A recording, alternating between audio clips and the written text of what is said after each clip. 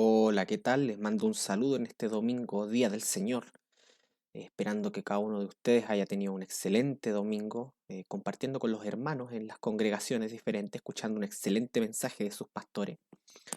Eh, Mi nombre es Claudio González, más conocido como Quimera Trumer. Aquí me pueden encontrar en mis distintas redes sociales para conversar, comentar, preguntar y edificarnos mutuamente.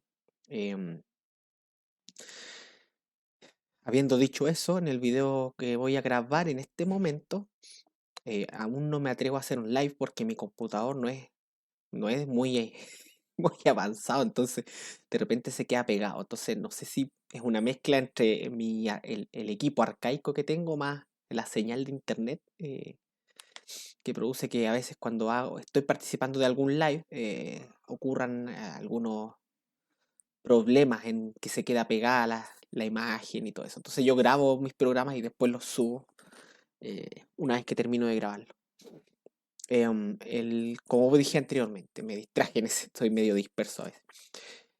En el video actual lo que voy a hacer es responder a una respuesta que me dio el doctor Carlos Moore, una respuesta muy amable, con un tono muy conciliador, y eso yo lo respeto y yo lo valoro también, y lo devuelvo, porque de acuerdo a eso, de acuerdo a la actitud con la que se me contesta, yo también muchas veces es la actitud con la que yo voy de vuelta. Pero el doctor Moore me dio una respuesta amable, unos comentarios que yo le hice en un video en un video de su canal de YouTube, en donde habló del tema del libre albedrío, del calvinismo y esas cosas. eh, y le dejé un par de comentarios. A uno de ellos, el doctor Moore le endosó dos comentarios de respuesta. Esto hace como 10 días atrás. El video salió hace como 13 días. El comentario más o menos fue uno de los primeros del video en sí. Los que hice yo fueron dos comentarios. em, y el doctor Moore los respondió, así que voy a darle lectura a su respuesta y vamos a ir dándole respuesta a sus argumentos que dijo en relación a mis comentarios. Em, Lo hago en video porque el formato de YouTube es un poco complicado y además de comentarios en YouTube es un poco complicado para generar un diálogo. Además que él también es una persona ocupada, seguramente no podría seguir un diálogo constante al respecto a esto. Y en YouTube las personas a las que puede acceder este video les podría ser de edificación, como también aquellos que apoyan la posición del doctor Moore. Él es un arminiano, podrían escuchar la respuesta y quizás darle algún tipo de reflexión, objeción o lo que sea, y pues en la voluntad de Dios algo entretenido puede salir, ¿ok? Veamos, denme unos segunditos. Vamos.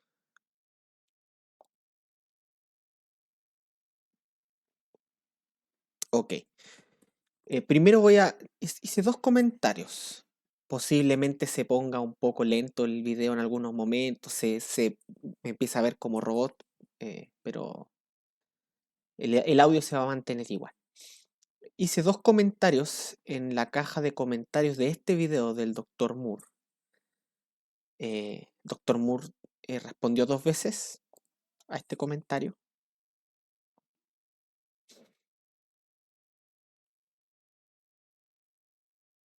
Bueno, hubo un diálogo extenso con otras personas ahí, pero el Dr. Moore dio una respuesta un poco más extendida a lo que yo dije, que es lo que yo quiero comentar. La letra se ve chiquitita, así que posiblemente no la puedan ver completamente ustedes, pero voy a tratar o sea, se las voy a leer. Eh, Primero partamos con el comentario que hice yo. Se los voy a leer completamente para que tengan un contexto más o menos de la respuesta del doctor Moore, ¿ok? Ya, leo mi comentario. Este es uno de los dos comentarios, es el único que respondió el doctor Moore, así que Me voy a enfocar en este comentario solamente. Dice así: estimado doctor Moore, en relación a la fe como don de Dios. 1. Afirma usted que la inhabilidad moral implica que la responsabilidad es anulada, pero esto es contradicho por dos cosas. A. Por el mismo Señor Jesucristo, que dice que el árbol malo no puede dar buen fruto, y la fe en Cristo es un buen fruto. Ergo, si la fe en Cristo es un buen fruto y el hombre muerto en delitos y pecados es un árbol malo, se sigue necesariamente que este hombre muerto en delitos y pecados no puede creer en Cristo. Y B. Por su afirmación en la cual usted concuerda, asumo de que la fe no sería posible sin la obra de Dios. Eso lo dijo él literalmente en el video. Por eso lo puse entre comillas. Estoy citándolo a él, al doctor Moore. Prosigo. Si la fe no es posible sin la obra de Dios, entonces el libre albedrío no le sirve de nada al hombre muerto en delitos y pecados. Pero ese hombre sigue siendo responsable por pecar, a menos que usted afirme que este hombre puede agradar a Dios sin fe, contradiciendo Mateo 7:18, Hebreos 11:6, Romanos 14:23 y Juan 15:5. De lo anterior se sigue que la inhabilidad moral no implica que la responsabilidad es anulada, a menos que sostengamos que para ser responsables hay que ser autónomos, entre paréntesis indeterminados, cosa que no ha probado aún. Con esto no digo que él haya tenido el propósito de probar esto ahí. Simplemente dejo en claro que él lo asume como tal, la indeterminación de la voluntad, la autonomía de la voluntad del poder de Dios. Punto 2. Según su esquema, entre paréntesis, acá ahora entre corchetes, lo voy a hablar, lo voy a citar a él. Dice: según su esquema, la fe no sería posible sin las obras. Cierro corchetes. Entre paréntesis yo digo: ¿y el poderoso libre albedrío? Cierro paréntesis. Pero aún así, el hombre es responsable de creer. Deduzco de esto, asumiendo sus premisas y tratando de ver el sentido de que en algún momento Dios genera la oportunidad para que este hombre que no puede creer sin su obra tenga la posibilidad de hacerlo al ejercer su libre albedrío. Si esto no es así, si al final Dios concede efectivamente la fe al hombre que no puede creer obrando directamente en su alma y moviendo su voluntad, pasan dos cosas. El hombre que cree no está creyendo en virtud de su propia fe y a la vez aquellos que no creen dejan de ser responsables porque no se puede juzgar a alguien que no puede hacer algo. Ahí estoy deduciendo lo que él piensa. ¿Ya? Sigo, dejando de lado que la carga de la prueba la tiene usted en el ámbito de la responsabilidad, entre paréntesis, no me toca a mí probar que para ser responsable nuestra voluntad debe ser autónoma del poder de Dios, cierro paréntesis, mientras usted sostenga que la fe no sería posible sin la obra de Dios, estará, en cierto sentido, en el mismo barco que los calvinistas, a menos que se atreva a afirmar que el hombre puede creer en Dios y en Cristo sin intervención de la obra de Dios. El libre albedrío tiene que poder para que haya responsabilidad. O sea, el libre albedrío tiene que poder para que haya responsabilidad. O sea, tiene que tener poder de hacer aquello sobre lo cual se le hace responsable. Así, por lo menos nos lo ha dicho. No puede sostener ambas premisas al mismo tiempo de manera consistente. ¿Ya?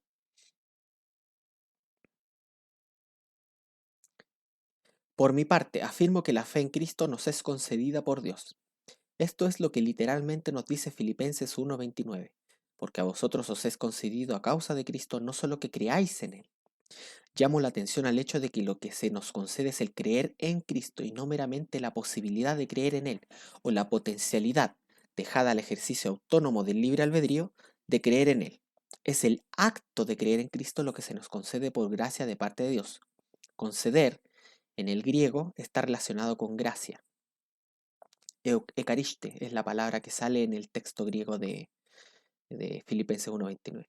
Ekariste. Y más atrás en el contexto se nos implica que esto viene de Dios y es un indicio de su parte de que vamos a salvación. Y solo puede serlo si Dios lo concede con ese propósito. También tiene sentido con lo dicho por Pablo en el versículo 13, en donde se nos dice que, en el versículo 13, 2:13 de Filipenses, donde se nos dice que Dios produce en vosotros tanto el querer como el hacer. Y ese querer como hacer involucra la voluntad del hombre, Porque, entre paréntesis, porque quiero creer y quiero hacer son actos voluntarios. A lo que me refiero es a lo siguiente.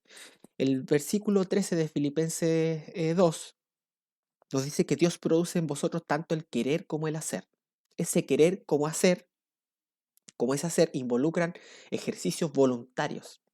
Por lo tanto, para resaltar el aspecto voluntario de este querer y de este hacer, le pongo delante de cada palabra el aspecto que resalta la voluntad. Yo quiero querer y yo quiero hacer. Son cosas que la persona quiere, ¿ya? En otras palabras, son ejercicios de la voluntad. Y si Dios produce en vosotros el querer como el hacer, y si ese querer como hacer involucra el ejercicio de la voluntad, se sigue necesariamente que lo que Dios produce en nosotros es que la voluntad se dirija hacia un querer y un hacer en conformidad con la voluntad de Dios. Sigo adelante. Cierro paréntesis. De manera que Dios está involucrado con nuestra íntima voluntad de hacer el bien. Por supuesto, hay que distinguir nuestro obrar del de Dios.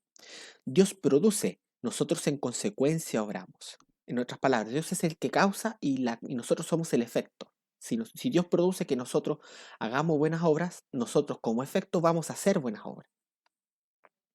Nosotros somos agentes de nuestro propio obrar y la obra de Dios en nosotros no anula esa agencia, sino que la confirma. Esto es básicamente para atajar el argumento de que si Dios nos da la fe, entonces muchas veces dicen que la fe, Dios cree por nosotros, muchas personas dicen. O que la fe no es nuestra, que nosotros no somos los que creemos, una cosa así. Medio raro el argumento, nunca lo he entendido. No estoy diciendo que el doctor Moore use ese argumento, solo estoy diciendo que hay gente que lo utiliza y yo quiero atajar ese tipo de argumentos al decir que el hecho de que Dios tenga control sobre eh, el individuo salvado por su gracia, y lo mueva a hacer el bien, eso no implica que ese bien que es hecho por este individuo no le pertenece y no es hecho por él. Y no implica tampoco que no se pueda distinguir la obra de Dios causando o produciendo y el individuo obrando en virtud de este poder aplicado en él. ¿Ok? Entonces nosotros somos agentes de nuestro propio obrar y la obra de Dios en nosotros no anula esa agencia, sino que la confirma. Ya, en el punto 3.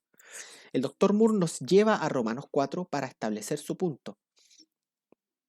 El punto del doctor Moore era decir que la fe de Abraham, que nosotros somos lo que creemos, que nosotros voluntariamente creemos, y nos lleva a Romanos 4 para reforzar ese punto, de que la fe es algo que nosotros hacemos y que nosotros hacemos de forma autónoma en relación al poder de Dios.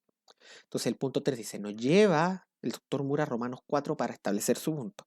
Pero allí Pablo no tiene la intención de informarnos respecto de por qué Abraham creyó en vez de no creer en Dios. Allí Pablo toma el hecho de que Abraham creyó para enseñarnos cuál es la fe que salva y a la vez enseñarnos que la promesa de Dios no está condicionada por las obras. Y hablo de las obras porque Pablo no dice que la fe no sea una obra, sino que obra como medio para alcanzar una justicia que no está en nosotros, así como las obras de la ley son un medio para alcanzar la justicia de la ley.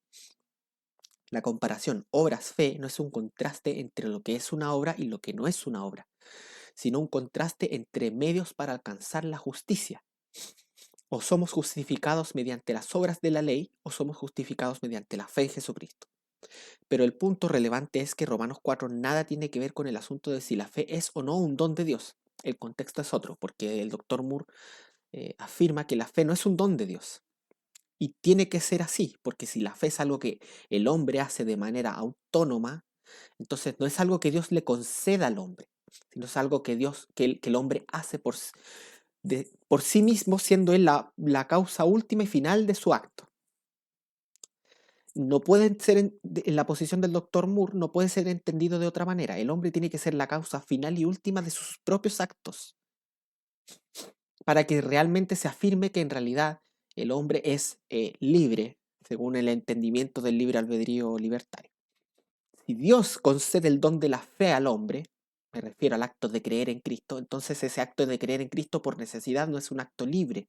Y al no ser entendiendo libertad en el sentido de libre albedrío libertario, y al no ser un acto libre en ese sentido, es un acto determinado y al ser determinado entonces no habría responsabilidad porque la responsabilidad descansa en la libertad de la voluntad. Estoy pensando como una persona que sostiene el libre albedrío libertario.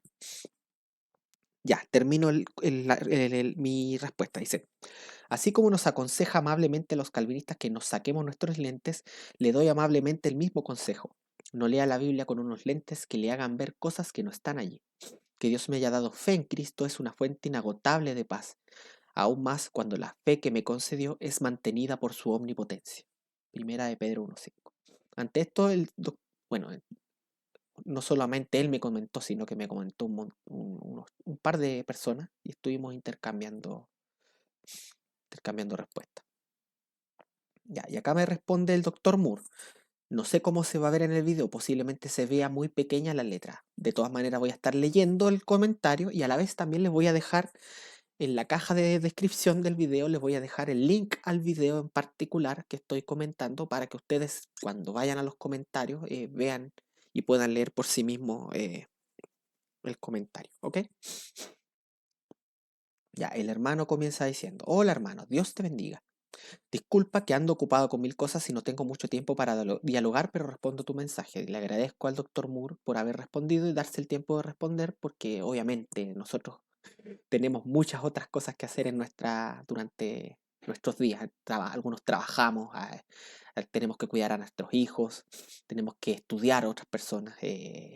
Y él como pastor también debe tener otras actividades, no solamente preocuparse de su familia, sino seguramente en la academia que él participa tiene que preparar clases y un montón de cosas más. Así que se entiende completamente que no tenga el tiempo para responder, pero se le agradece también que se haya dado un espacio para hacerlo. Eso se lo agradezco. Ya, vamos entonces. Dice, lo que dije es que la inhabilidad de responder a Dios en que el calvinismo presenta anula no la responsabilidad del hombre por su pecado, sino la responsabilidad de responder. Inhabilidad que el calvinismo sostiene, por lo cual Dios no tendría por qué reclamar al hombre no volverse a él o no arrepentirse si fuese imposible hacerlo. Ya, si no, anula la responsabilidad de responder, por lo cual Dios no tendría por qué reclamar al hombre no volverse a él o no arrepentirse si fuese imposible hacerlo. Es un poco raro el argumento, me cuesta entenderlo, no entiendo cuál. Claro, una cosa es la responsabilidad por su pecado y otra cosa es la responsabilidad de responder. No sé si se refiere a que Dios llame a respuesta al hombre por algo que no puede hacer por causa de la inhabilidad. Si lo entiendo bien, lo que dice el doctor Moore es que Dios no puede reclamarle al hombre por algo que el hombre no puede hacer. ¿Ya? Ahora, si nos vamos a Romanos 9:19, básicamente, ya sea que se tome por el hecho de que la responsabilidad del hombre por su pecado o la responsabilidad o el hecho de que Dios tenga o no derecho de llamar al hombre a dar cuenta de obras que él no puede hacer, en ambas formas da lo mismo cual. Vemos reflejado el argumento de Romanos 9:19, en donde el oponente imaginario de Pablo dice, pero ¿por qué pues sin culpa? Es decir, ¿por qué me llama a dar respuesta de mis obras? Que básicamente es lo mismo que decir, ¿por qué me hace responsable Dios de mi pecado? ¿Por qué Dios inculpa?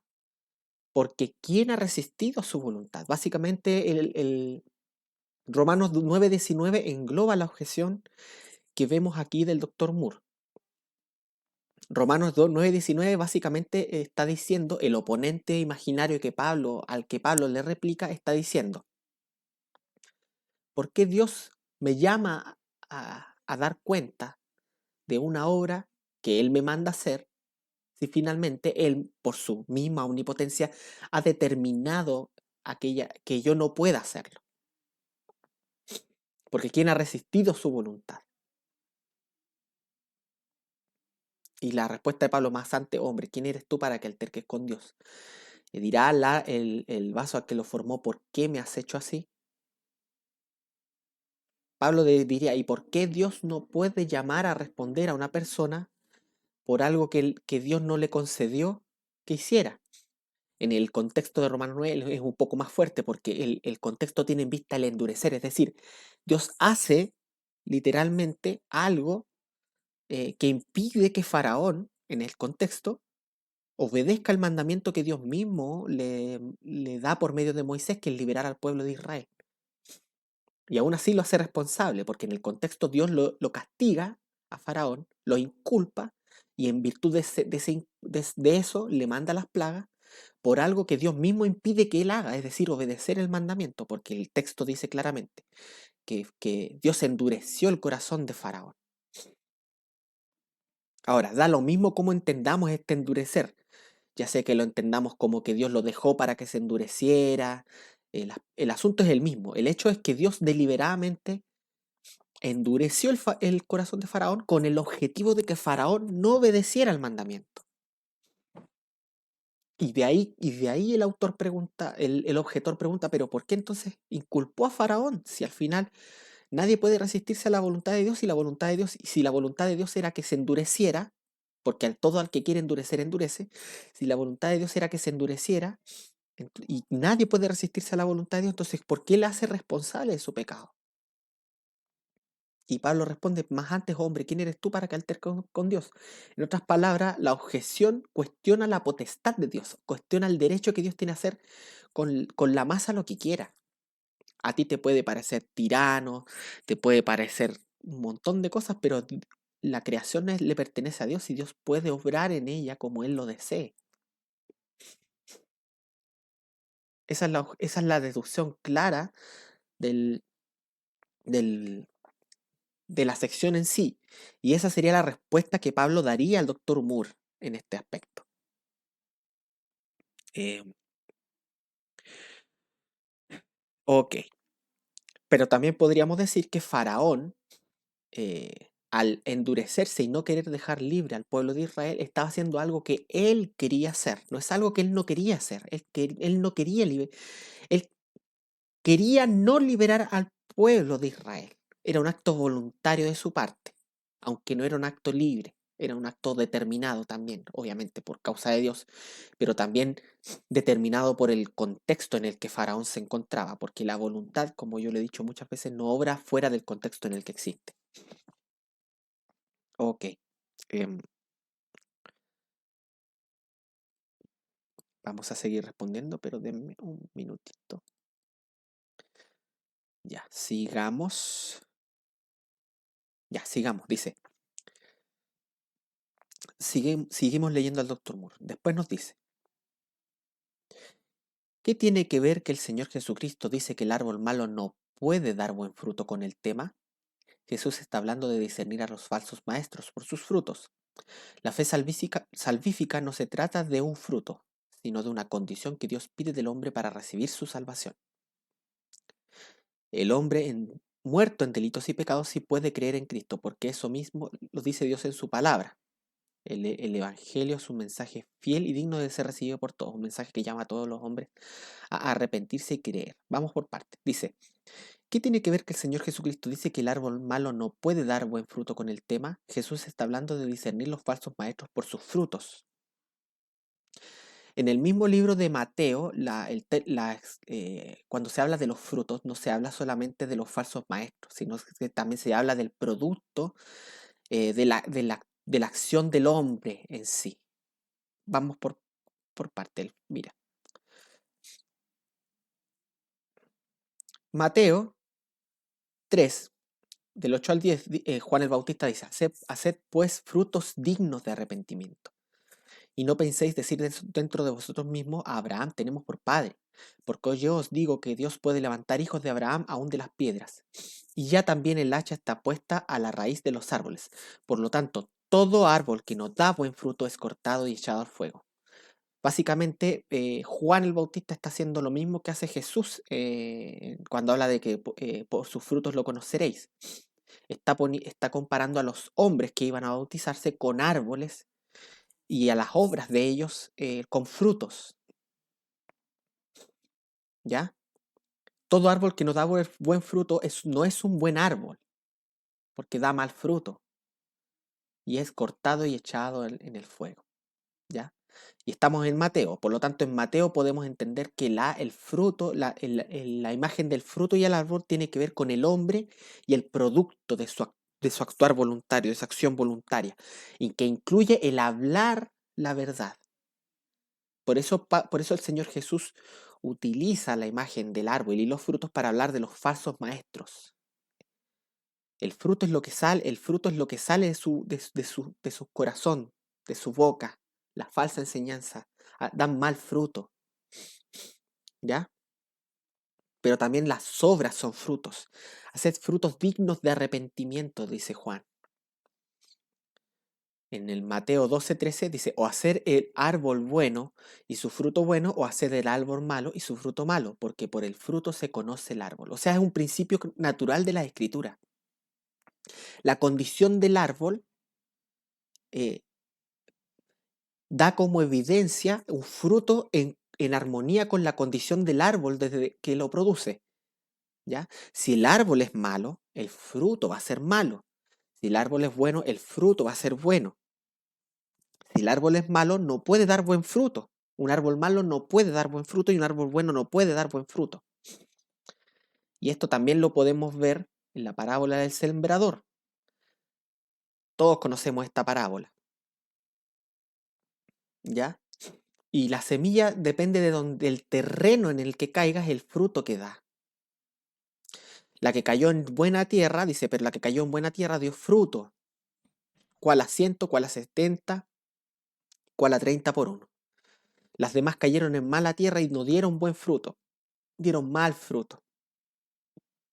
¿Ya?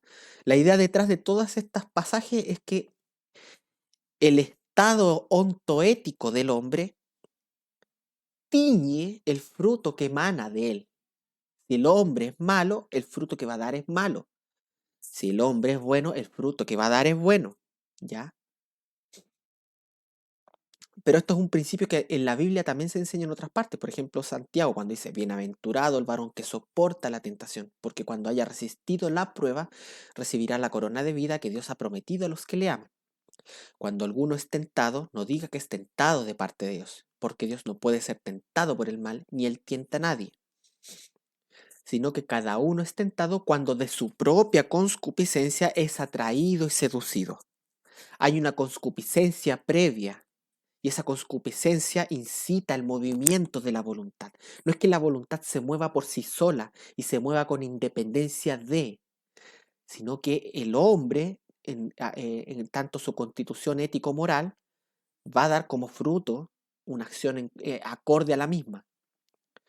¿Ya? Entonces la concupiscencia después de concebido da a luz el pecado. El pecado es el acto, la obra. Y el pecado siendo consumado da a luz la muerte. Acá se nos enseña claramente que el pecado no emana de la nada, sino que emana de la concupiscencia. La concupiscencia que está en el hombre es lo que incita el movimiento de la voluntad hacia la acción pecaminosa. Por lo tanto, si el hombre es malo, la voluntad que se mueve en ese hombre malo va a dar mal fruto. El punto es el siguiente. ¿La fe es un buen o un mal fruto? La fe, si yo creo una mentira, ese creer en la mentira, ¿es pecado o no? Si es pecado, entonces ese creer emana de un árbol malo, es un mal fruto. Pero el creer en la verdad es un buen fruto. El creer en la verdad con las presuposiciones correctas es un buen fruto. Y emana de un buen árbol. En este contexto, si una persona cree en el Evangelio, es porque ese creer sale o emana del hombre, de un hombre que ha sido previamente regenerado, que ha sido previamente hecho bueno. Por lo tanto, ese creer es un buen fruto, es una buena acción. Ya, es una buena obra desde mi perspectiva, porque yo afirmo que la fe es una obra. Jesucristo nos manda a creer. Si no creemos, pecamos. Si creemos, hacemos algo que es justo. El creer es algo que el hombre hace, el hombre cree, es un verbo, creer. La palabra fe en realidad es una traducción que proviene del latín. En estricto rigor, en el griego es un verbo. es un verbo, la acción de creer es un verbo, siempre, ¿ya? Eso con respecto a que la fe no se trata de un fruto, es una fruto. Y ahora, que sea una condición que Dios pide para que el hombre reciba la salvación, no excluye que sea un fruto, porque porque por ejemplo Dios también pide que el hombre haga el bien, ¿ya? Pero también ese bien que hace el hombre, nosotros vemos que en Efesios 2:10 nos dice que nuestras buenas obras fueron predeterminadas por Dios. Nosotros vemos que Jesucristo dice que separados de mí nada podéis hacer, por lo tanto lo que hacemos nosotros emana de nuestra unión con Jesucristo. En nuestra unión con Jesucristo es lo que nos lleva a hacer el bien. La Biblia también nos enseña, por ejemplo, en Efesios 2:13, que Dios produce en nosotros el querer como el hacer, según su buena voluntad. Entonces las obras buenas que hace el hombre, que son los frutos que Dios da al hombre para que los haga, que Dios causa que el hombre haga, pueden ser muy bien parte de un mandamiento de Dios, pueden ser incluso una condición. Una cosa no excluye la otra, no hay exclusión. Por lo tanto, que la fe salvífica sea un fruto no significa que no pueda ser una condición. La diferencia está en que Dios es el que satisface esa condición obrando en nosotros, como el profeta Jeremías dice, conviérteme y seré convertido. Dios le dice a los hombres, conviértanse a mí. Y el profeta le responde, Señor, conviérteme y seré convertido. Por lo tanto, para el profeta Jeremías, la conversión él veía la conversión como un fruto del obrar de Dios. Era Dios el que convertía al hombre. Y en virtud de que Dios convertía al hombre, entonces él era convertido y cumplía el mandamiento, la condición de convertirse. Por lo tanto, no se excluye una cosa de otra. El hombre muerto en delitos y pecados sí puede creer en Cristo, porque eso mismo lo dice Dios en su palabra. Ya, eso acá esto lo está afirmando, pero no me lo está argumentando, es una afirmación en búsqueda de argumento. Posiblemente más adelante lo va a decir, no lo sé.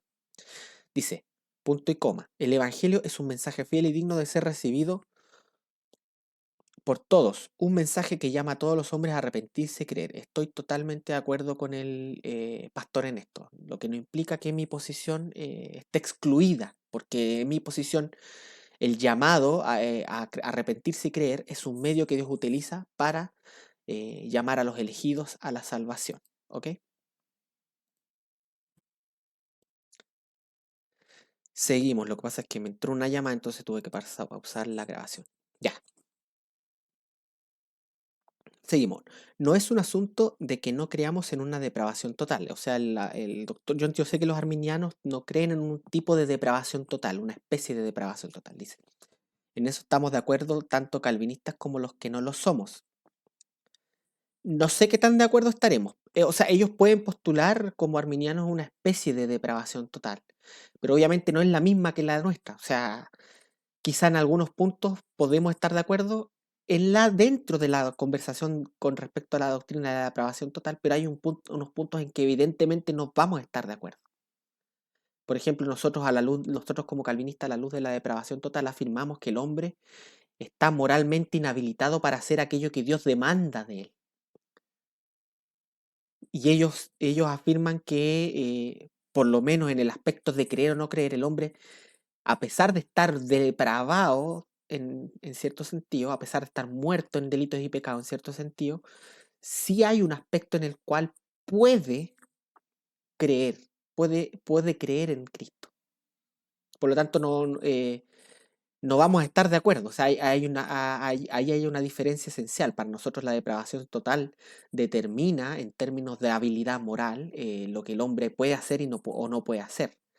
En cambio, ellos, la depravación total que ellos sostienen no lo determina, sino que la voluntad del hombre puede sobreponerse a este contexto de muerte espiritual para hacer algo bueno, como lo es el creer en Jesucristo.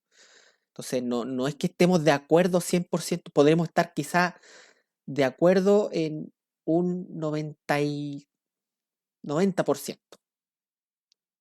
pero no vamos a estar de acuerdo en un 100% en ese aspecto.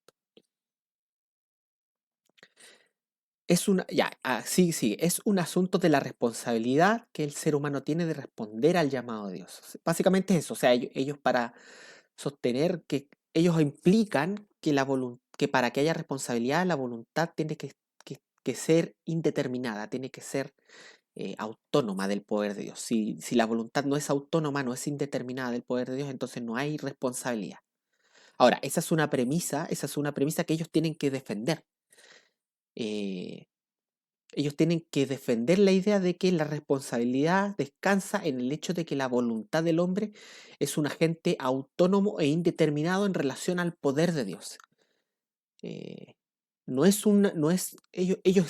cuando hablamos en este discurso, ellos siempre presuponen eso, pero eso es lo que tienen que probar. Entonces, mientras no se pruebe, están cayendo en una petitio principii. Yo afirmo que no es necesario. O sea, el hecho de que las decisiones de la voluntad en cierto sentido estén determinadas por el contexto en el que existen implica ya, en cierto sentido fundamental, de que una decisión determinada no necesariamente anula la voluntad de responder, la responsabilidad de dar cuenta por la decisión tomada. Y no estoy pensando ni siquiera en el poder de Dios dentro de la decisión. A lo que voy yo es que el hombre, como diría Jonathan Edwards, siempre ejerce una abolición en virtud del mayor deseo del momento. Por cuanto la abolición es ejercida en virtud del mayor deseo del momento, este mayor deseo del momento determina el acto voluntario. Y si el acto voluntario ya está determinado por el mayor deseo del momento, entonces de ahí se sigue que la responsabilidad no presupone autonomía, no presupone indeterminación. Se puede ser responsable y aún así el ejercicio de la voluntad estar determinado. Y eso a un nivel básico, ni siquiera estoy metiendo a Dios en la pintura, en el cuadro, porque obviamente entrando Dios en el cuadro ya entendemos que si Dios es omnipotente y omnisciente, no existe el azar, no existe la indeterminación, no existe la independencia de la voluntad. ¿Ok? Ya dice, nuestra inhabilidad para ser salvos por nosotros mismos no es lo mismo que tener una inhabilidad de responder a la iniciativa de gracia de Dios ante su obra. Ya, ahí él está tratando de distinguir nuestra inhabilidad para ser salvos por nosotros mismos. Ya. Su perspectiva de la depravación total con nuestra perspectiva. Dice, nuestra inhabilidad para ser salvos por nosotros mismos, porque él afirma que el hombre no puede ser salvo por sí mismo, sino que es salvo por la gracia de Dios. No es lo mismo que tener una inhabilidad de responder la iniciativa de gracia de Dios ante su obra. Claro, nosotros los calvinistas decimos que esta inhabilidad de ser salvos por nosotros mismos implica la inhabilidad para responder ante la obra de Dios. Él afirma que esta inhabilidad no implica esa inhabilidad de responder ante su obra. Claro, él antepone la obra de Dios. Él dice que estando esta obra de Dios, el hombre puede responder. ¿Ya? Nosotros también afirmamos que Dios obra. Entonces, a ver, el doctor Moore cree que el hombre no puede ser salvo aparte de la gracia de Dios. Los calvinistas también creemos que el hombre no puede ser salvo aparte de la gracia de Dios. Ya, el doctor Moore cree que Dios tiene que hacer una obra de gracia para que el hombre responda voluntaria y libremente, y que yo lo llamo autónomamente, a la obra de Dios de salvación. Mientras que nosotros afirmamos que la obra de Dios de gracia implica también una renovación del hombre para que pueda, porque el hombre no puede por sí mismo, para que pueda creer y responder a esta obra de gracia de Dios. Entonces el doctor Moore cree que esta obra de gracia de Dios no es que habilite al hombre a creer o no creer, porque el hombre puede por sí mismo creer, según su libre voluntad, puede creer o no creer. Pero si esta obra de gracia no está, entonces la oportunidad de creer o no creer no es posible. Tiene que estar esta obra de gracia. Él involucra también la gracia dentro de la salvación. La diferencia es que, como dijo más arriba, la fe no es un fruto de la obra de Dios, sino que es un ejercicio que emana de la voluntad que cree. con independencia del poder de Dios, mientras que los calvinistas decimos que la fe es un fruto del obrar de Dios en la persona que emana de la gracia de Dios en la persona. ¿Ya? Ya, él dice, nuestra inhabilidad para ser salvos por nosotros mismos no es lo mismo que tener una inhabilidad de responder a la iniciativa de gracia de Dios ante su... Claro, Dios, en el Dr. Moore, Dios toma la iniciativa, ¿ya? Pero la iniciativa no implica que Dios se meta en la voluntad del hombre, cambie la voluntad del hombre, es decir, la regenere, como los calvinistas decimos, para que el hombre pueda ahora responder al llamado. Ese es el punto. Mientras que nosotros decimos que Dios toma la iniciativa, no en ese sentido. O sea, la iniciativa en la posición del Dr. Moore tiene un límite en el acceso a la voluntad del hombre. No entra a la voluntad del hombre, no obra en la voluntad del hombre, no toca la voluntad del hombre. Para el calvinista, la obra de Dios, la iniciativa que Dios toma en la gracia de Dios, toca la voluntad del hombre y la mueve hacia cumplir la voluntad de Dios. Entonces ahí está el límite, ahí está el asunto. Dice, el hombre está en sus pecados separado de Dios. Esto no significa que el ser humano no puede escuchar a los llamados de Dios a volverse y arrepentirse cuando el evangelio es predicado o escuchado.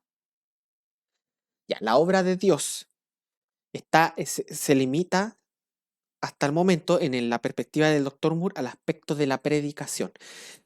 Este hombre que tiene esta voluntad que puede o no puede creer, obviamente no puede ser salvado si no es expuesto al evangelio.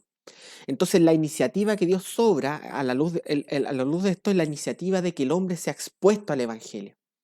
Este hombre, al ser expuesto en el evangelio, ya entra en una posición en donde puede o no puede creer por sí mismo. Entonces, la iniciativa de Dios hasta el momento, según lo que he leído, se limita a la exposición del hombre al evangelio de salvación. Esta es la obra de Dios. Mientras que en el calvinismo, la obra de Dios no se limita a la exposición del hombre a la palabra, sino que toma al hombre desde adentro, lo renueva para que responda a este llamado. Ya, el hombre está en sus pecados, separado de Dios. Esto no significa que el ser humano no pueda escuchar los llamados de Dios a volverse y arrepentirse cuando el evangelio es predicado o escuchado. Ya, dejemos en claro que esto es una afirmación. Él dice que el hombre está muerto, pero no significa que no puede, pero no nos explica por qué no puede. Dice, sigamos, dice, bajo el calvinismo cada hombre nace por decreto de Dios con la imposibilidad de buscar a Dios o de creer en el evangelio, de tal manera que toda la gente terminará en el infierno por razones fuera de control de ellos. Partamos, o sea, yo no sé cuál es la doctrina de del pecado original que el doctor Moore maneja, pero si es la misma que manejamos los calvinistas, entonces, por estándar, ya por un motivo que escapa del control de ellos, de los hombres, está condenado, ya nace condenado. O sea, si creemos en la misma doctrina del pecado original, algo que yo no sé qué es lo que cree en respecto al pecado original el doctor Moore. Ya per se deberíamos sostener los dos que el hombre, por razones que están fuera de su control, nace muerto en delitos y pecados y de cabeza al infierno, nace por naturaleza hijo de ira. ¿Ya? A su vez, el contexto en el que nace el hombre, este hombre también es un contexto que está fuera de su control. Imaginemos a un hombre que nace en un contexto en donde el evangelio no es predicado, por ejemplo, en un país musulmán, donde los cristianos son perseguidos y el evangelio muy difícilmente llega a las personas. Muchas personas llegan, o sea, viven en ese mundo sin escuchar la verdadera predicación del evangelio. Y este hombre que nace por voluntad de Dios en ese contexto, nace rodeado de un contexto que escapa a su propia voluntad. Por lo tanto, afirmar que el hecho de que hayan antecedentes fuera de la voluntad del hombre que determinen su destino no es en realidad un buen argumento. A menos que el doctor Moore crea que Dios no determina el nacimiento de los hombres en tal o cual lugar y bajo tales o cuales condiciones. No creo que se atreva a negar la providencia de Dios a ese nivel. Eh, el asunto es que hay muchos aspectos que escapan a nuestra voluntad que en cierto sentido determinan ya nuestro destino. Si un niño nace en una familia en donde se predica el progresismo, por ejemplo, nosotros vamos a saber que por tendencia ese niño cuando crezca va a nacer con esas ideas y al nacer con esas ideas va a tomar ciertas decisiones eh, teñidas con estas ideas. Pero él nació en un contexto que escapaba a su voluntad, por ejemplo. Entonces, eh, no es un buen argumento eso de que haya de la existencia de razones fuera del control del hombre como determinantes de su condición final. ¿Ya? ¿Ya? Por razones que van más allá de lo que ellos pueden ser responsables de hacer. Eso no es bíblico. Sí. A ver, yo lo que le diría al doctor Moore es lo siguiente. América no conoció el Evangelio sino hasta que llegó Cristóbal Colón. Las personas que nacieron en América durante ese tiempo, sin conocer el Evangelio, no tuvieron la oportunidad de ser salvos. Nacieron en un contexto fuera de su control, fuera de del control de sus propias voluntades. No fueron expuestos al Evangelio y murieron sin conocer ni siquiera de la posibilidad de la existencia de un Mesías. No tuvieron ni idea de que existía un país, una nación que se llamaba Israel, no tuvieron idea de nada de ellos, nada, nada. Nacieron en esos contextos, crecieron en esos contextos y murieron en esos contextos. Entonces, por razones fuera de la voluntad de ellos, porque ellos no pidieron nacer en ese contexto, no pidieron crecer siendo enseñados con ideas que no eran ideas correctas y no pidieron crecer sin conocer el Evangelio. Son aspectos que estaban fuera de su voluntad y aún así fueron condenados por sus pecados. A menos que él crea que el hombre puede ser salvo aparte de Jesucristo, que es algo que yo obviamente creo que él no sostiene. ¿Qué pasa en ese sentido? ¿De verdad no es bíblico? ¿Qué pasa con Pablo cuando querían ir a predicar a Asia y el Espíritu Santo se los impidió? Hubieron personas en Asia que por este movimiento del Espíritu Santo no escucharon el Evangelio y murieron sin escuchar el Evangelio, sin saber siquiera de la existencia de un Mesías. Y eso estaba fuera de su voluntad. Fueron condiciones que escapaban a su propio control de la voluntad. Y aún así fueron condiciones que determinaron el destino final de ellos, porque ellos no pidieron nacer en esos contextos. ¿Qué pasa? ¿De verdad no es bíblico? ¿De verdad no es bíblico? Bajo esa premisa, entonces la condenación de los hombres es solamente justa una vez que son expuestos al Evangelio, pero hay gente que nunca escuchó siquiera hablar del Evangelio, de Jesucristo, de la existencia de un pueblo llamado Israel, vivieron y murieron en esos contextos. ¿Acaso sus condenaciones no son justas? No sé, no me cuadra. Cuando mostramos nuestro desacuerdo con la doctrina calvinista, no estamos diciendo que los hombres no son pecadores que están condenados al infierno. Ya, ok, no estamos yo tampoco afirmo que ellos digan eso. Dice, tampoco estamos diciendo que el hombre se puede salvar a sí mismo. Ya, sí, porque él dice que el hombre necesita de la gracia de Dios para poder tener la posibilidad de ser salvo. Me imagino que eso es lo que quiere decir.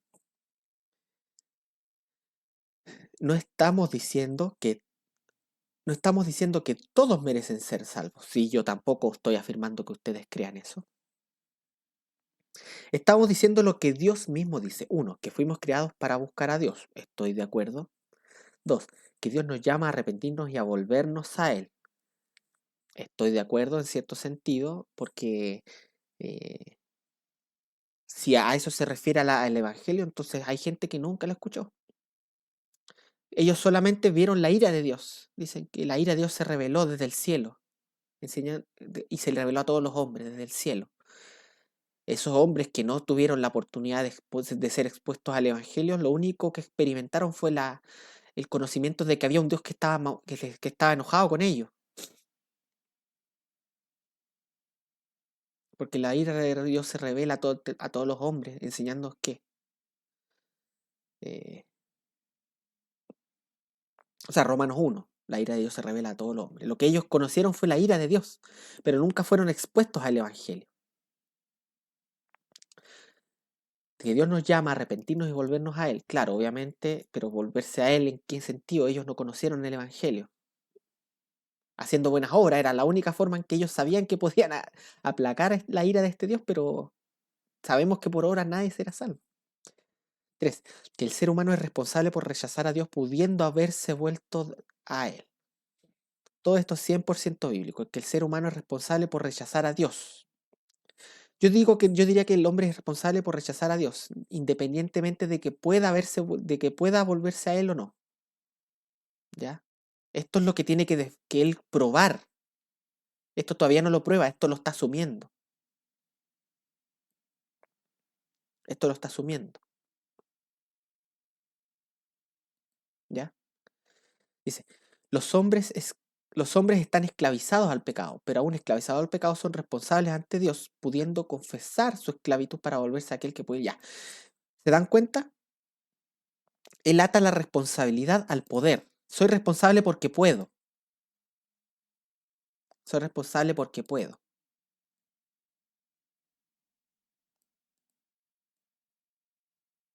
¿Ya? Pero la responsabilidad está al deber, no al poder. Soy responsable porque debo hacer algo y no lo hago. ¿Ya? Son responsables ante Dios pudiendo el asunto es que son responsables ante Dios puedan o no puedan. Ese es el punto. No es porque pueden que son responsables porque Dios les ordena lo que deben hacer y el hombre debe hacerlo. Si no lo cumple, no cumple con su deber y por lo tanto es responsable. Da lo mismo si puede o no puede hacerlo. ¿Ya? Dice, nadie es justo en cuanto a merecer la salvación, pero de ninguna manera esa verdad significa que no podamos responder al Evangelio y a la iniciativa de la gracia para salvación que Dios que efectuó por nosotros en Cristo. Ya, esto, insisto, acá sigue afirmando, pero no está probando. Son afirmaciones. Él todo el tiempo está afirmando, pero no prueba. No prueba. La depravación del ser humano en sus pecados nunca en las escrituras involucra una habilidad de confesar. El ser humano una habilidad de confesar el ser humano su condición creyendo en la obra del Señor. Nunca en las escrituras se involucra una inhabilidad de confesar el ser humano su condición creyendo en la obra de Dios. Ya, tenemos el testimonio de que el fruto no puede dar, el hombre no, si la fe es un buen fruto, que es lo que yo afirmo, y lo es. Entonces el hombre no puede creer si está muerto en delitos y pecados. Efesios, vámonos a Efesios, no lo voy a poner acá.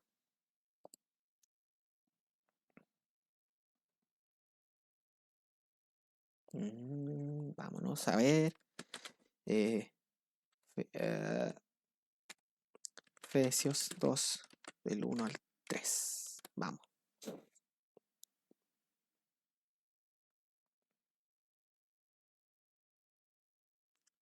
Dice, esta es la descripción de una persona muerta en delito de pecado, una persona que está en un estado de condenación. Dice, y Él os dio vida a vosotros cuando estabais muertos en delitos y pecados, en los cuales anduvisteis en otro tiempo, siguiendo la corriente de este mundo, conforme al príncipe de la potestad del aire, el espíritu que ahora opera a los hijos de desobediencia, entre los cuales también todos nosotros vivimos en otro tiempo en los deseos de nuestra carne, haciendo la voluntad de la carne y de los pensamientos. Y éramos por naturaleza hijos de ira, lo mismo que los demás. Entonces la voluntad se mueve, cuando estábamos muertos en delitos y pecados, la voluntad, lugar estaba bajo la operación del príncipe de la potestad del aire.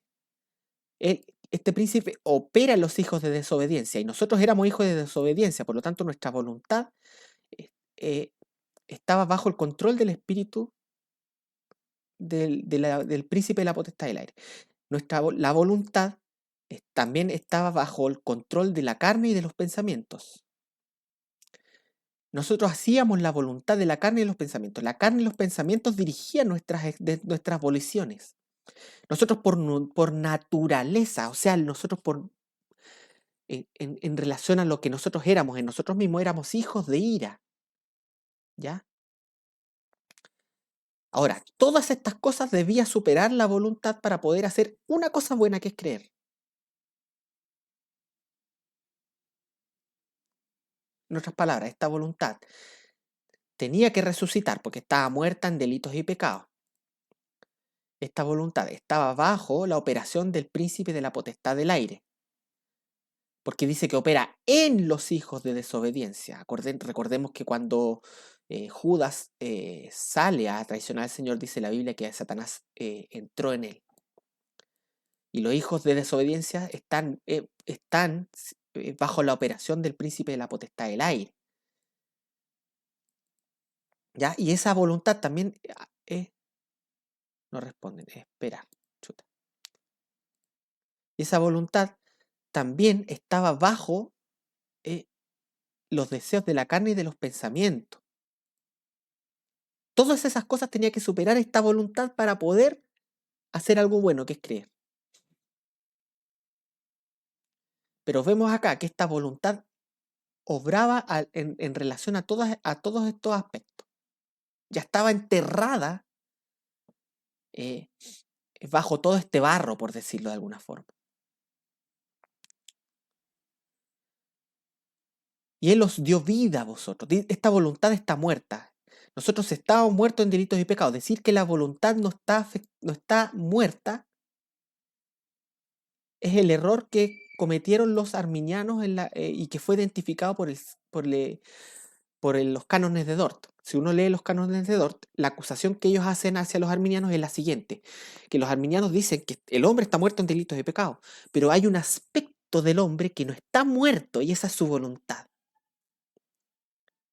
Y eso es lo que está diciendo el doctor Moore, que el hombre sí está muerto en delitos y pecados, está bajo todo este barro, bajo todos estos desechos, esta voluntad, bajo todos estos desechos, pero aún así, cuando es expuesta al Evangelio, por alguna razón puede salir y elevarse y creer.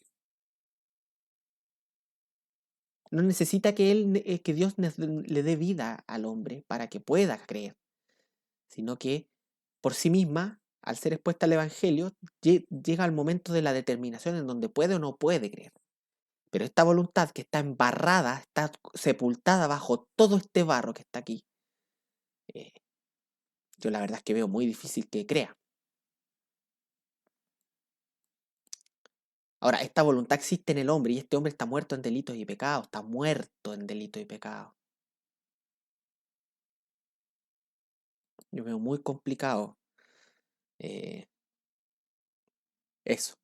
Entonces, la depravación del ser humano en sus pecados nunca en la Escritura involucra una inhabilidad de confesar, no, si la involucra, si todo este barro que está sobre la voluntad, asumiendo que la voluntad de verdad es ese punto neutro que existe en el hombre, algo que la Biblia no enseña, porque si el hombre está muerto en delito de pecado, entonces todo en el hombre está muerto en delito de pecado, y eso incluye la voluntad. Pero si de verdad esta voluntad tiene el poder de hacer algo bueno, porque creer en Jesucristo, obedecer el mandamiento de creer es algo bueno, eh, nosotros vemos que en realidad tiene que pasar por todo este barro para poder hacer ese algo bueno, y eso lo veo bastante complicado, sin que Dios remueva este barro. Y para removerlo tiene que entrar en el hombre, algo que yo creo que el doctor Moore no cree. Ya, esto lo afirma, él no lo prueba, dice que es la postura de la misma escritura, pero no lo afirma, aún estoy buscando el argumento. Dice, la Biblia no dice nada sobre la incapacidad del hombre para responder a la poderosa verdad de Dios y a su misericordioso llamado a humillarnos para poder reconciliarnos con Él, reconciliados con Dios. Hermano, si usted piensa que el ser humano no tiene libre albedrío en el sentido de que sus decisiones son autónomas, determinadas por sí mismo, ya acá está tomando una posición en cuanto a la voluntad. Nos damos cuenta que las decisiones del hombre son autónomas. ¿Autónomas de qué? Del poder de Dios. Dios no determina las decisiones del hombre. Son determinadas por sí mismo. ¿Ya? Son indeterminadas en relación a Dios, pero son determinadas por sí mismos. Eso es cuestión basada en argumentos filosóficos y especulaciones de textos bíblicos aislados. Esto en realidad es básicamente, es como cuando en política la gente de izquierda le dice al de derecha que usted es un fascista. ¿Qué es lo que hace eso? Eso ya predispone a la persona que lee o que escucha a poner a la persona que es fascista en una mala luz y ya no invalidar sus argumentos porque ya tiene ya está vestido de cierto barniz que hace que sus opiniones no valgan lo mismo que las que de la otra persona. Lo mismo está haciendo doctor Muraka. Dice que eso es cuestión basada en argumentos filosóficos y especulaciones de textos bíblicos aislados. Ya está vistiéndome a mí o mis argumentos de esto. Los míos son meramente argumentos filosóficos y especulaciones en textos bíblicos aislados. Ahora, yo hablé del árbol y los frutos. Recién también tomé la escritura cuando dice Santiago que la concupiscencia determina la acción de la voluntad. Eh, eso no son argumentos eh, filosóficos meramente filosóficos, son deducciones de la palabra de Dios. Efesios 2 del 1 al 3 dice que esta voluntad opera, obedece el contexto en el que existe, y el contexto en el que existe es que está muerta, el contexto en el que existe es que está bajo la operación del príncipe de la potestad del aire, y el contexto en el que existe es que hace caso a los deseos de la carne y de los pensamientos. Y el contexto en el que existe es que es una voluntad que está teñida de ira de parte de Dios, porque está dentro de un hijo de ira. Por lo tanto, esa voluntad va a hacer algo bueno, tiene el poder de hacer algo bueno. ¿Estoy filosofando o estoy diciendo lo que la escritura dice? O una pregunta más sencilla de sentido común. Cuando usted toma una decisión, ¿la toma en base a razones y motivos? Si usted responde que sí, entonces usted me está dando la razón a mí. Su voluntad, al moverse, se mueve en razón de algo externo a ella misma, que la mueve, que la impulsa, que la determina.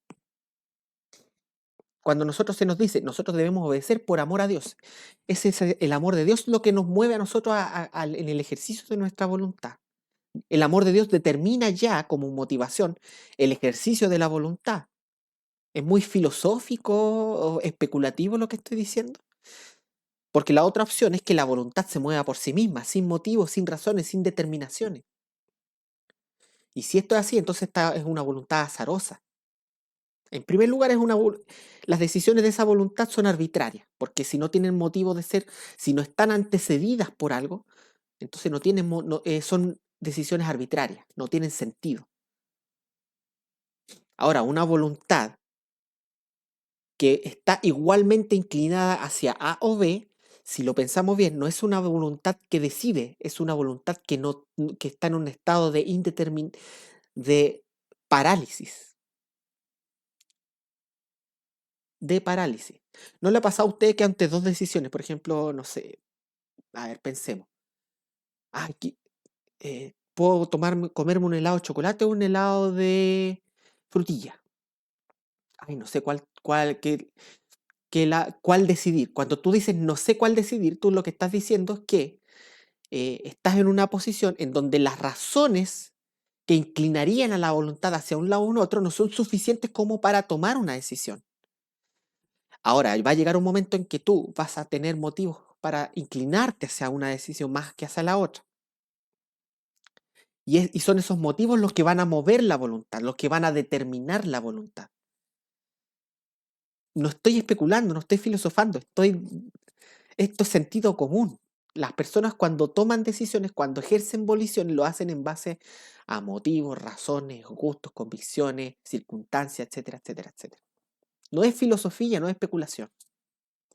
Y la Biblia no nos enseña algo distinto de esto.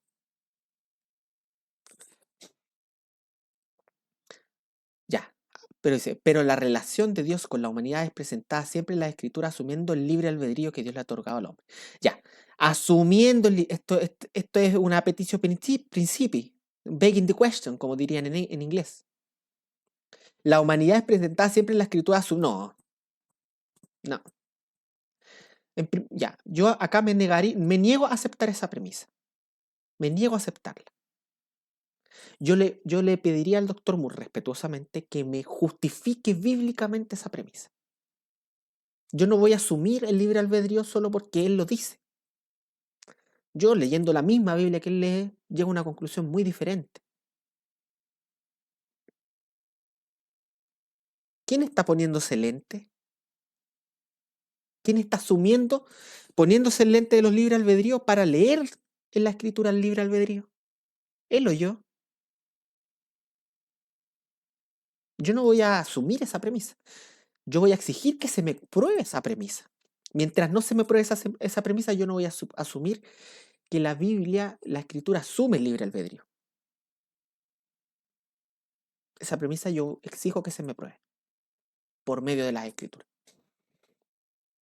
Ya, ahora vamos a Filipenses 1.29. Dice, Filipenses 1.29 no tiene nada que ver con una doctrina en la que las personas que creen para salvación es porque Dios la escogió primero dándole entonces la fe para poder creer, habiendo Dios determinado no dársela a muchos otros. Filipenses 1.29 dice, porque a ustedes se les ha concedido por amor de Cristo no solo el creer en Él, sino también el sufrir en Él. Por Él. Ya, en primer lugar, yo no estoy hablando de que yo por implicancia o por deducción, haciendo asociación con otros versículos, yo afirmo que Filipenses 1.29, no afirmo que Filipenses 1.29 habla de la doctrina de la elección en sí misma. Claro que la implica, por supuesto, desde mi perspectiva, y podría argumentar al respecto, pero lo que yo afirmo simplemente es que en Filipenses 1.29 se nos dice algo muy simple, que Dios concede el creer en Cristo a los hombres, a ciertos hombres en este sentido, en este punto. Que el creer en Cristo es algo concedido por Dios. Eso es todo lo que yo afirmo. Que el acto de creer en Cristo es concedido por Dios. Es una concesión de Dios.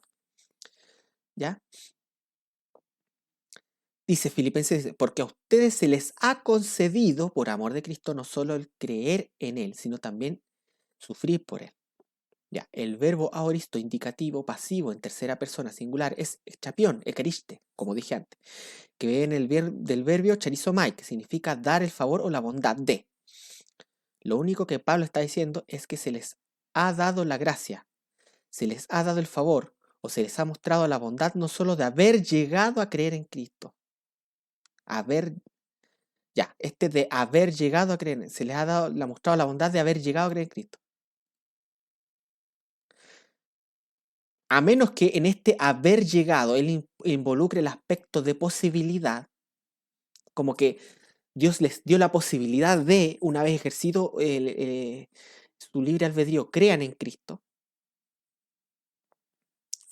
Yo no veo de qué manera lo que dice acá es distinto de lo que yo digo. ¿Ya? Vamos a hacer algo. Vamos a ir a Filipenses.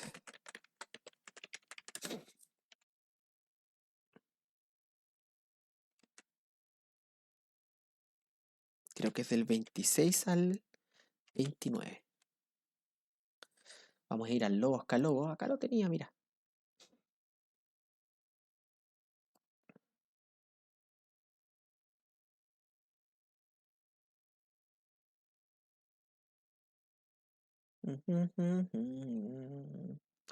Ya, vamos a 27.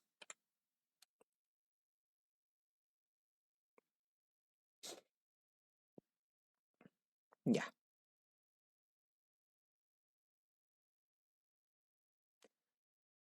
Ya, el doctor Moore nos dice, ya, porque a ustedes se les da ya, el verbo aoristo indicativo pasivo. Un aoristo indicativo pasivo significa que es un acto que fue hecho en el pasado. Obviamente, porque le está hablando a gente que él asume que ya cree. Por lo tanto, está hablando de algo que les pasó a ellos en el pasado. Y es pasivo porque ellos recibieron la acción. las personas a las cuales se refiere Pablo son personas que reciben la acción. ¿Y cuál es la acción que reciben? Eh, el que se les haya concedido el creer en Cristo. Esa es la acción que ellos reciben.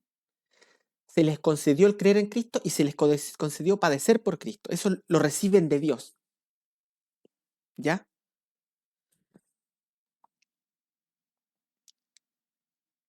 Ya, él dice, el verbo ahorita ya de la tercera persona singular es echapión, ecariste, como dije antes, que viene del verbo charizomai, que significa dar el favor o la bondad de. ¿Y acaso eso no es, es lo que lo significa la gracia? ¿Un don de gracia? Ya, mire, vamos por ejemplo. Echapión, fue dado de gracia. Ecariste, logos calogos. ¿Qué significa? Viene de charizomai, como él dice. Ok, que significa conceder como favor, es decir, gratuitamente, en bondad, perdón o rescate, perdonar, entregar, conceder, dar. Y es la voz media de charis, que significa gracia, de manera, acción, abstracto, concreto, literalmente, figuradamente. ¿Ya? ¿Qué vamos a hacer ahora? Mira, nos vamos a ir a... El punto es el siguiente. Esta palabra nos indica que el creer en Cristo es concedido. El pastor Moore y muchos arminianos dicen que el creer en Cristo no es un don de Dios. Por esta misma razón, cuando van a Efesios 2.8, ellos argumentan de que lo que dice ahí, cuando dice que por gracia sos salvos por medio de la fe, y esto no de vosotros, pues es don de Dios, no se refiere a la fe, se refiere a la salvación. Tienen que negar que la fe es algo que Dios concede, porque de esa manera ellos, si lo niegan, o sea, se afirman lo mismo que nosotros, ellos tienen que afirmar a la vez entonces que el creer en Cristo es algo determinado por Dios. Por eso ellos leen Efesios 2.8 negando que el don que se concede ahí es la fe. Lo que se concede es la salvación. La fe es un acto autónomo que emana en última instancia del hombre mismo. Sin embargo, acá en Filipenses se nos dice que el creer en Cristo es concedido por la gracia de Dios, fue dado de gracia. En otras palabras, acá literalmente se dice aquello que ellos niegan. Es decir, se nos dice que la fe, que el creer en Cristo nos fue dado de gracia por Dios. Porque a vosotros os es concedido a causa de Cristo no solo que creáis en Él, lo que es concedido es el creer en Cristo. Dios nos concede el creer en Cristo. En otras palabras, el creer en Cristo es un don de la gracia de Dios. Porque concedido acá, está relacionado con charis, con gracia, con don. Dios lo concede. Por lo tanto, Filipenses 1.29 nos dice que la fe en Cristo es un don de Dios. Es algo que Dios nos da. ¿Ya? Ya dice, lo único que Pablo está diciendo es que se les ha dado la gracia, se les ha concedido el favor o se les ha mostrado la bondad no solo de haber llegado a creer en Cristo, sino también sufrir por Él, que es parte de la vida cristiana también. Pero la pregunta es, si ese creer en Cristo es concedido, si es concedido por Dios, entonces no es fruto del libre albedrío. Porque si Dios no concede el creer en Cristo, entonces la pregunta es, a ese hombre a quien Dios no le concede el creer en Cristo, ¿puede creer en Cristo o no puede creer en Cristo? Si el pastor Moore nos dice que no puede creer en Cristo, entonces el libre albedrío queda anulado. Porque el texto dice literalmente, porque a vosotros os es concedido no solamente, por causa de Cristo, no solamente que creáis en Él, porque a vosotros os es concedido que creáis en Él. Y mi pregunta es, si Dios no concede el creer en Cristo al hombre, entonces el hombre puede o no puede creer en Cristo. La respuesta necesariamente tiene que ser no. Pero ¿y dónde queda el libre albedrío entonces? Hay una inconsistencia ahí en su discurso. Sigamos. A todos los cristianos Dios nos ha permitido en su gracia poder llegar a creer. Nos ha permitido poder. Ya, entonces lo que él dice es que lo que Dios nos concede es la posibilidad, el permiso de creer en Cristo. Eso no significa que Dios nos regeneró primero dándonos la fe. Se nos ha permitido el favor de identificarnos con Cristo en el sufrimiento al pasar por rechazo de otro. Todo lo que el texto dice es que, así como Dios en su gracia nos permite llegar a ser hijos de Dios, también es parte de la experiencia cristiana sufrir por Cristo. Eso es todo lo que pasa aquí, no más. Mucho. Nos permite. ¿Se dan cuenta que sigue distanciando metafísicamente al hombre? El hacer buenas obras es algo que Dios le permite al hombre. El hacer algo, el creer en Cristo es algo que Dios le permite al hombre. No es algo que el hombre haga por sí mismo. O sea, que el hombre, que Dios haga en virtud de la obra de Dios en él. Ahora, vamos al versículo. Porque a vosotros os es concedido a causa de Cristo no solo que creáis en él. ¿Dónde está el permiso acá? ¿Dónde dice acá que Dios se nos permitió creer en Cristo? Acá dice que lo concedido es creer en Cristo, no la posibilidad, eh, no el ambiente correcto para que el ejercicio libre de la voluntad suceda, porque entonces mi pregunta es cuando el Evangelio es predicado a los hombres, y algunos creen y a otros no, a esos que no creen, Dios también les concedió la gracia o la posibilidad de creer. Si la posibilidad de creer en Cristo es lo concedido, entonces esa posibilidad es, se extiende hacia el que cree y al que no cree. ¿Se entiende? Pero el texto acá lo que dice es que lo que se le concede a aquellos a los que Pablo les está hablando es el creer en Cristo. No es la posibilidad de creer, es el acto de creer en Cristo. ¿Ya? Y si nos vamos al contexto, nos vamos a dar cuenta de que hay una discriminación de parte de Dios aquí. Una discriminación que parece que el pastor no está viendo. En Filipenses 1, 27-29 nos dice lo siguiente. Solamente que os comportéis como es digno del Evangelio de Cristo para que, o sea que vaya a veros o que esté ausente, oiga de vosotros que estáis firmes en un mismo espíritu, combatiendo unánimes por la fe del Evangelio, y en nada intimidados por los que se oponen. Ya, acá tenemos dos grupos. Tenemos a los cristianos y tenemos a los que se oponen a los cristianos, que para ellos ciertamente es indicio de perdición, mas para vosotros de salvación. Y esto de Dios. Detengámonos un poco en este versículo. Pablo nos presenta dos grupos acá. Tenemos un grupo que está combatiendo unánime por la fe del Evangelio y tenemos un grupo que está persiguiendo a estas personas, que se está oponiendo a ellos. Ahora, Pablo eleva su mirada hacia la soberanía de Dios y mira hacia abajo y dice que el hecho de que ellos se opongan a los cristianos de Filipos es un indicio de que van a perdición. O sea, el hecho de que se estén oponiendo nos está señalando, es un indexis, es una señal, es una mirada al decreto de Dios, de que ellos van a perdición. Y en cambio, el hecho de que estos cristianos sufran persecución por el nombre de Cristo es un indicio, una señal, una evidencia de que ellos van a salvación. Y Pablo concluye esto diciendo, y esto de Dios, es decir, tanto la perdición, la oposición como el ser opuesto, vienen de parte de Dios y son frutos del decreto de Dios, dándonos a entender que en el decreto de Dios, el propósito para con los que se oponen es que vayan a perdición, mientras que los que están firmes en el Evangelio vayan a salvación. Y esto de Dios, en otras palabras, lo que Pablo dice de que la oposición, de que el hecho de que la oposición sea para estas personas un indicio de perdición, viene de parte de Dios. Es el propósito de Dios para ellos. Dios nos permite mirar en ese hecho que esas personas van a perdición. Es una mirada al decreto de Dios y al propósito de Dios. Si nos vamos al Logos Calogos, al versículo 28, dice, y no siendo intimidados en nada por los que, ya siendo en contra, ¿cuáles están siendo ellos? Demostración e indexis, esta palabra, e indexis, endexis, es una indicación, una prueba, indicio, manifestar, comprobar, es una manifestación de que van a perdición.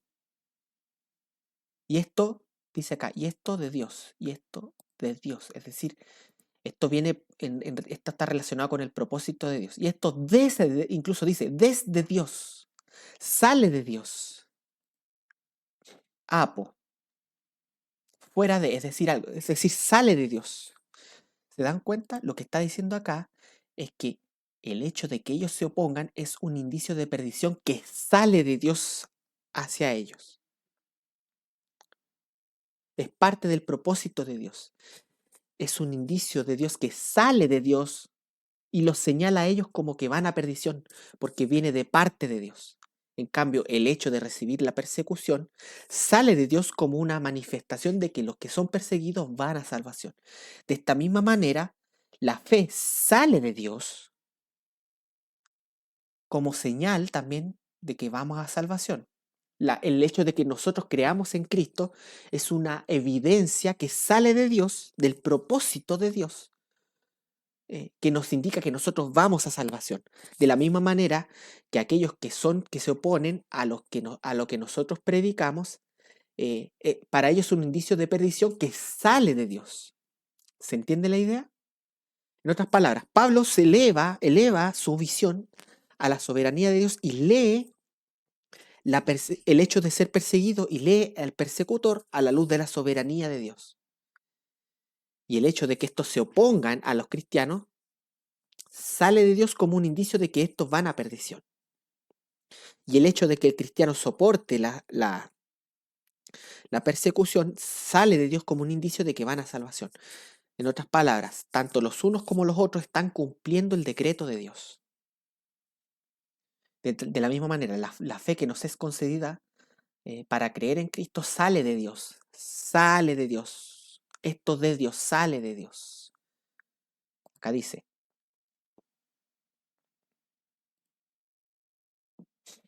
apo, y esto desde Dios. Y esto desde Dios. ¿Se dan cuenta? Entonces la oposición, el hecho de que hay gente que se oponga a Dios, a los cristianos, significa, es una señal de que esas personas lo más probable es que vayan a perdición. Es decir, que de parte de Dios que de parte de Dios esté decretado que vayan a perdición. Mientras que el hecho de que nosotros soportemos, tengamos oposición y creamos en Cristo es un indicio o señal de que nosotros vamos a salvación. ¿Se dan cuenta? Es un alivio el saber que recibiendo persecución y el creer en Cristo, y que el hecho de que recibamos persecución y el hecho de que creamos en Cristo son señales de que vamos a salvación. ¿Ya? Entonces la oposición para ellos es indicio de perdición. ¿Se dan cuenta? Ya, entonces en conclusión, hay muchas cosas que el pastor Moore dice acá que no la prueba. Esto principalmente. Esto es lo que yo buscaría que me pruebe por medio de la Biblia.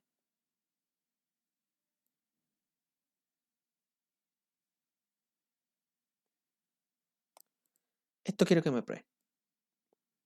Doctor Moore le pediría que esta cosa que estoy resaltando aquí me la pruebe usted por medio de las escrituras.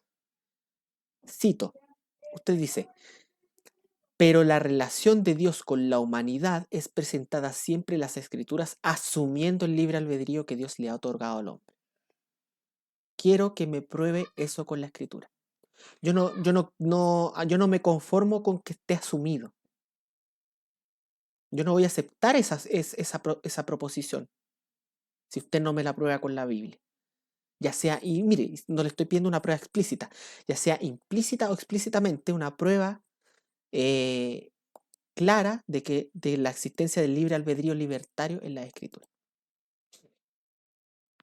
Por mi parte, yo afirmo lo siguiente, que el hombre obra o ejerce voliciones en virtud del mayor deseo del momento.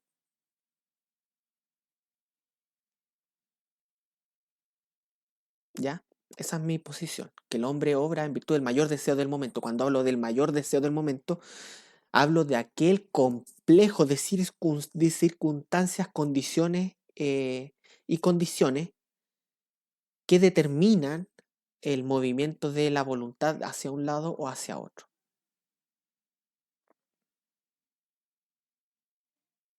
Usted dice que no, usted dice que la voluntad siempre tiene el mismo poder tanto para una cosa como para otra. Eso es lo que enseña el libre albedrío libertario, que ante una decisión la voluntad del hombre tiene la misma posibilidad de moverse hacia un lado como hacia otro, el mismo poder de moverse hacia A como hacia B. Es el libre albedrío libertario. Pero principalmente la idea es que este libre albedrío libertario estamos hablando de una voluntad autónoma y eso es lo que yo le pediría que me probara por medio de la escritura. El doctor Moore también me dio otra respuesta, seguramente.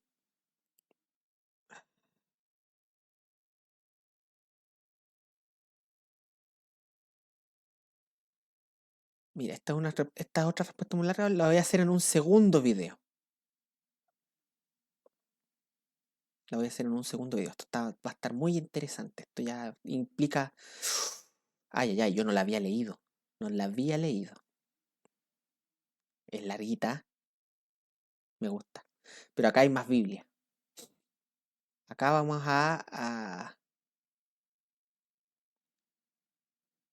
Ya, en un segundo video, porque este ya está más o menos largo, ¿cierto? Mira, 1 hora y media de video. En un segundo video, en unos días más, yo creo, voy a comentar esto que está acá. ¿Ya? Porque esto ya al parecer ataca directa, o sea, trata ya más directamente con el calvinismo a la luz de la Biblia. Me gusta, me gusta. En un segundo video voy a tratar este comentario. ¿Ya? Por mientras, quedémonos con esto. Ya, como resumen, el doctor Moore argumenta que la fe no es al parecer argumenta que la fe no es un fruto de la gracia de Dios, no es un don de Dios. Eh, Yo afirmé que sí, la fe es un don de Dios, que la fe es un fruto que emana de un buen árbol, que la Biblia utiliza la analogía del árbol y sus frutos como en relación al hombre y la condición del hombre, y el fruto dando evidencia de la condición de ese hombre. Por lo tanto, ese punto y no se sostiene. También que la fe es un fruto que emana de ese hombre. El doctor Moore también hizo muchas afirmaciones que no probó en relación eh, a que la responsabilidad presupone la autonomía de la voluntad en relación al poder de Dios. Eso no lo probó, sino que lo afirmó muchas veces.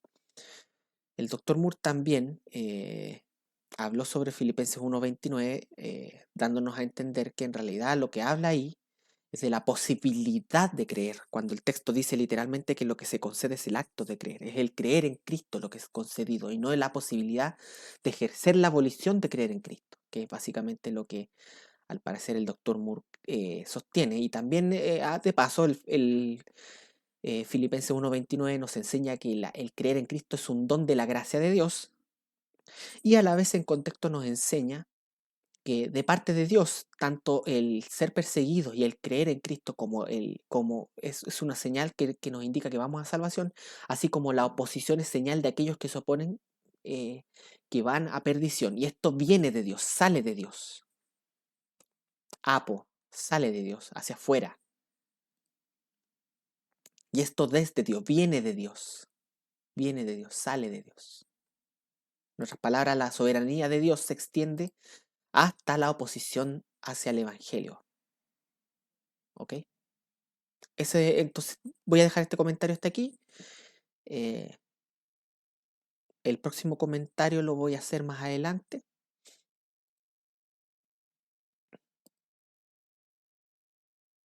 Ya, el próximo comentario lo voy a hacer más adelante en un video futuro porque ya se me alargó mucho este video.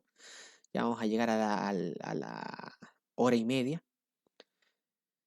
Y nada, en primer lugar, bueno, iba leyendo e iba comentando. Muchos de los comentarios que dije posiblemente suenen un poco desordenados. Espero que la esencia de los mismos se entienda. Si no es así, si no es así, por favor, en los comentarios pongan, no sé, en el minuto tanto usted, o sea, usted dijo lo siguiente. No me queda muy claro lo que está diciendo. ¿Me podría explicar mejor? Y así yo les voy a ir explicando mejor los argumentos que estoy presentando acá. Em, Debo adelantarles que yo siempre he sido mucho mejor escribiendo que hablando. Eh, en un debate que tuve anteriormente con Dani Totocayo, un personaje que anda por ahí de- desparramando su amor hacia el calvinismo, em, hice yo una pequeña exégesis del texto de Filipenses 1:29 en contexto donde menciono esto de los indicios, de la éindexis. Em, Me pareció interesante ver algo que no había visto antes, que era la palabra apo en griego, que viene de Dios y que resalta la soberanía de Dios tanto en la oposición al Evangelio como en la resistencia a la oposición en favor del Evangelio. Me gustaría hacer un video a futuro sobre Filipenses 1:29 en contexto. Voy a consultarle al hermano Winston Medina que me guíe un poco más en relación al griego del texto, eh, a, a posibles defeaters o argumentos en contra de lo que yo afirmo, para poder tratarlo de manera integral y no dejar ningún hueco donde se pueda escapar alguna interpretación arminiana o de otra índole a la luz del texto. Em, Estaba largo el argumento, el comentario del doctor Moore. El comentario que sigue es más largo aún, pero lo voy a revisar, lo voy a revisar. No lo he leído aún completo, pero lo voy a revisar. Yo creo que se va a poder dar respuesta a todo lo que él dice. Les pido perdón si mis formas de expresiones son un poco enredadas. Estoy trabajando para simplificar un poco mi lenguaje y mis expresiones porque yo quiero que la gran mayoría de gente que escucha entienda. Porque Pablo dice, no me sirve de nada hablar 5.000 palabras en lenguas y si no me entiende nadie, prefiero hablar 5 palabras que se entiendan a 5.000 palabras. Entonces yo he buscado como ejercicio personal tratar de simplificar la forma en cómo expreso mis ideas para poder acceder a la mayor cantidad de gente posible, teniendo en cuenta de que a mí me cuesta expresarme muchas veces, porque mi mente a veces va más rápido de lo que mi lengua, mi lengua quiere decir. Así que les pido perdón, hermanos, por eso. Ruego al Todopoderoso Dios del cielo y de la tierra que eh, todo el pacto, todo el mugo dentro de mis palabras pueda ser sacado para que la gente pueda ver las perlas que hayan entre medio. Si escucharon hasta aquí, se los agradezco. Ruego al Dios Todopoderoso que, a pesar de mi ineptitud, el mensaje haya sido lo más claro posible. Les agradezco también que comenten acá abajo si algo no les parece claro para poder comentarlo y poder conversarlo en los comentarios. Prometo leer sus comentarios y darle respuesta en la medida de lo posible. Síganme en mis redes sociales. eh, yo estoy siempre dispuesto a responder las inquietudes y conversar sobre ciertos temas y dialogar, ¿por qué no? Activen la campanita, suscríbanse a mi canal. Si lo que les enseño, si lo que les muestro les sirve de algo, ustedes voluntariamente pueden apoyarme en mi Patreon y en la caja de comentarios también voy a dejar el link al PayPal. Eh, Espero que tengan un excelente inicio de semana, Dios mediante, en todos sus asuntos. Que en sus vidas Dios sea glorificado. No importa la circunstancia en la que se encuentren. Dios es soberano. Si Dios es soberano y ustedes están pasando por un mal momento, ese mal momento tiene significado, tiene un motivo de ser dentro del plan de Dios. Y si ustedes aman a Dios, ese motivo de ser va a obrar para el bien de ustedes. Si están sufriendo alguna injusticia, Dios va a saldar toda injusticia al final de los tiempos. No se preocupen. Dejen la justicia en las manos de Dios. Y entréguense a al cuidado y a la soberanía del Todopoderoso, porque Él tiene el control de todas las cosas. ¿Ya? Y a los que aman a Dios, todas las cosas le ayudan a bien. Todo. Nada. Nada está excluido de esto. Todas las cosas les ayudan a bien. No importa qué tan terrible sea la circunstancia que ustedes estén pasando. Si ustedes están siendo perseguidos por el Evangelio, esto viene de Dios como un indicio de que van a salvación. Así que gloríense de que están siendo perseguidos por causa del nombre de Cristo. No estoy diciendo con esto que ustedes deliberadamente busquen ser perseguidos. No, para nada. Pero si por decir la verdad del Evangelio ustedes sufren persecución, den gloria a Dios por eso.